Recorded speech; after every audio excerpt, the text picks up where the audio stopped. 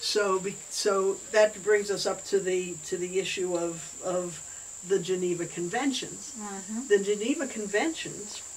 Now we saw in the 1st century A.D. that the arms must not produce evils and disorders graver than the evil to be eliminated. The Geneva Conventions. I'm not a historian of the process through which these human rights issues were codified in international law, but it must have been a fascinating discussion that they ultimately came to. They had a geographical test in the Geneva Conventions, also a temporal test and a humaneness test and an environment test. All of those 4 tests, in order to consider a weapon to be legal under the Geneva Conventions. Each of those tests, uranium weapons would fail, just like nuclear weapons fail. There's 4: environment, environmental, humaneness, temporal, how long it and lasts, geographical. how long the weapon persists. Right. So here we have, let's just take the geographical test to start with. If a dust that is generated by the pulverization of the target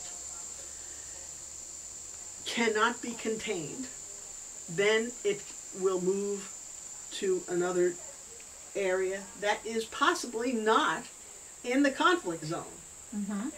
So we explode the weapons on Iraq.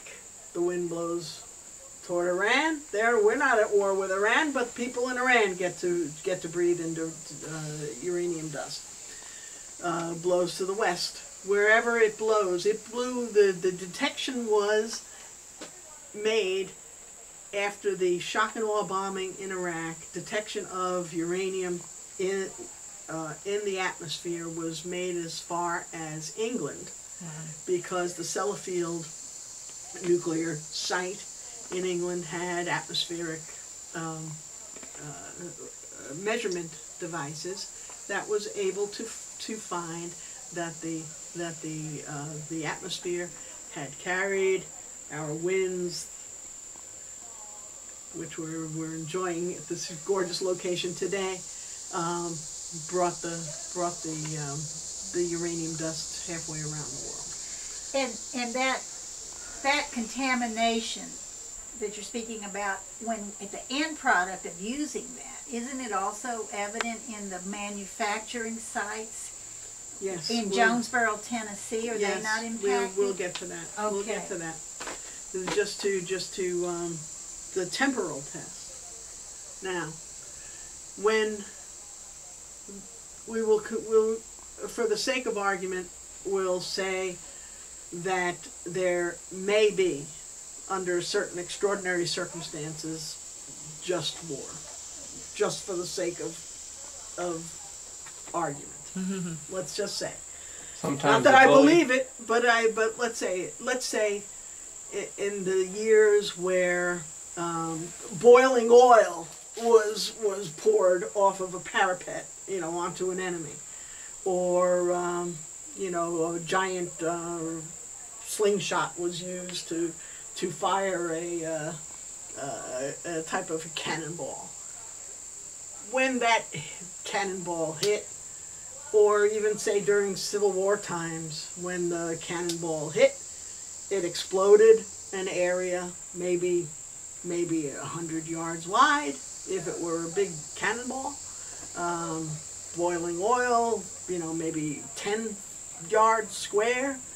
That geographical area was small, and the time over which that effect occurred was limited. You could say that the oil was no longer hot, say after a few hours, and the cannonball did its work. It was blown up it's no longer dangerous. But in this case of uranium weapons, we have the long-term effect of millions of years of radioactive decay continuing to happen. The particle size that is created is so small that it's considered an aerosol by the time the weapon is after the weapon is exploded. So it's like perfume in the air. You know, you can't stop but breathe it in. The flowers that we have around us, we can't help but smell their fragrance. You can't help but breathe in the uranium dust, whether you're on the battlefield, whether you are a combatant or not. Our bodies are equipped. We have evolved in such a way so that our bodies repair themselves most of the time when we are exposed, say, to the naturally occurring uranium in some of this slate and granite that our mountains are made from. But we are talking about man-made exposures, man-caused exposures,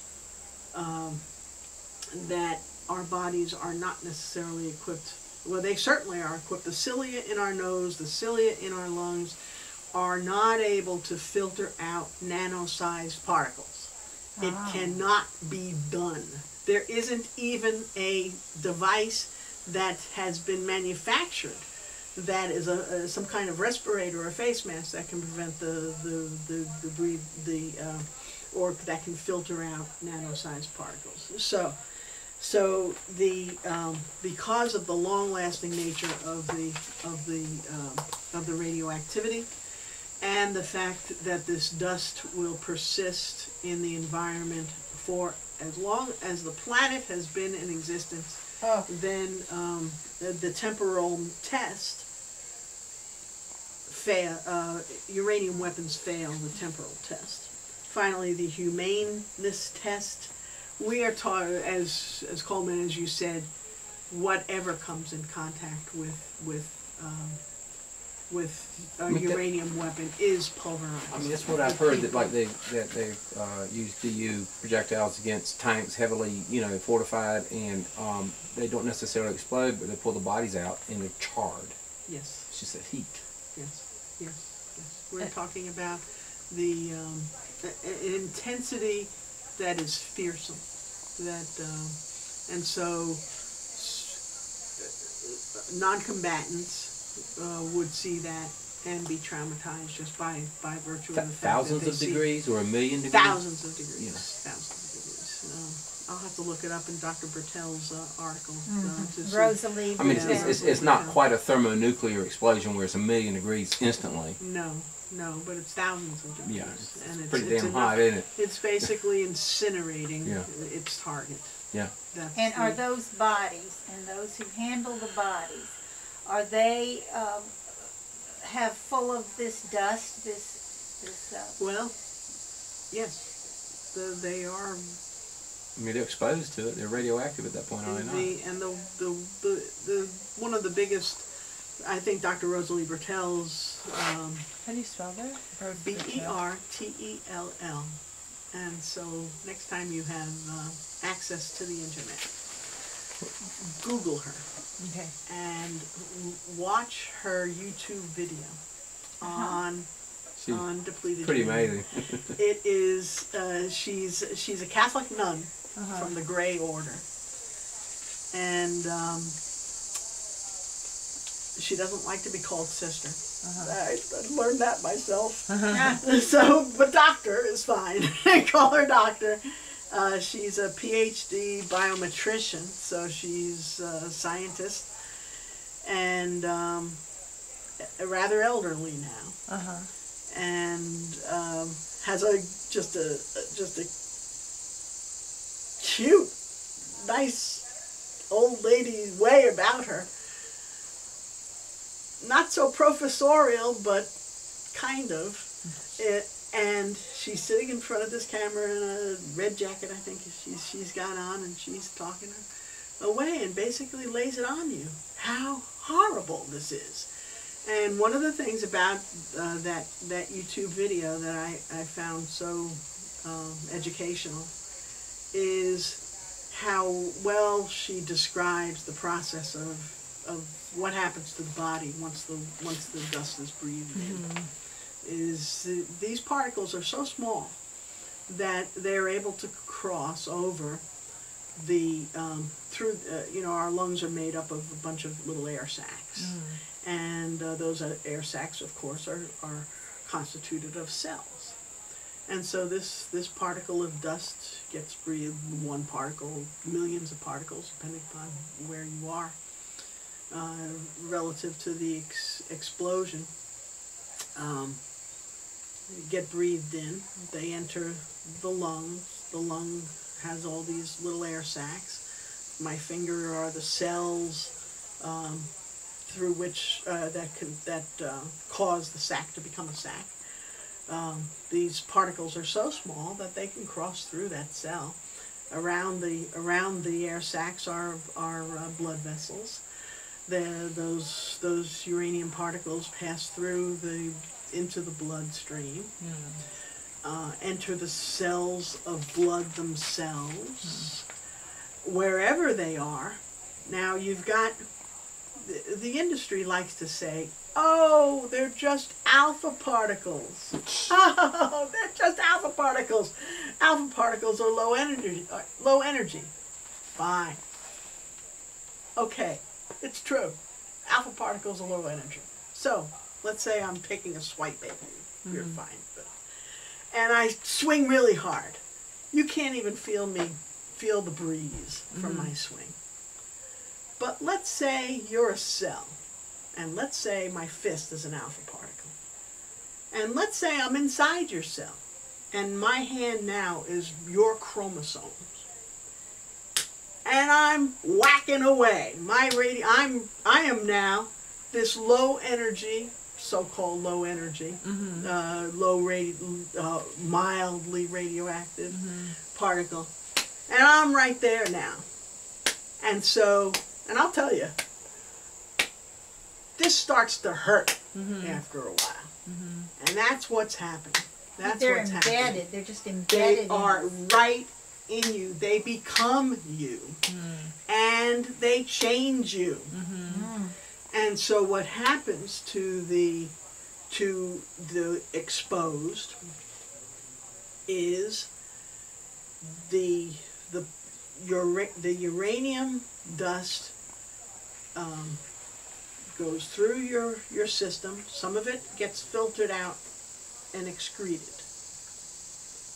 The rest of it makes your cells sitting ducks for change.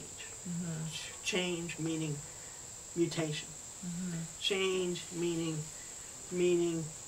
kidney problems. Change meaning mutations in your cancer, in your sperm or in your going on to children. Yes, and therein is the other issue of temporal problems.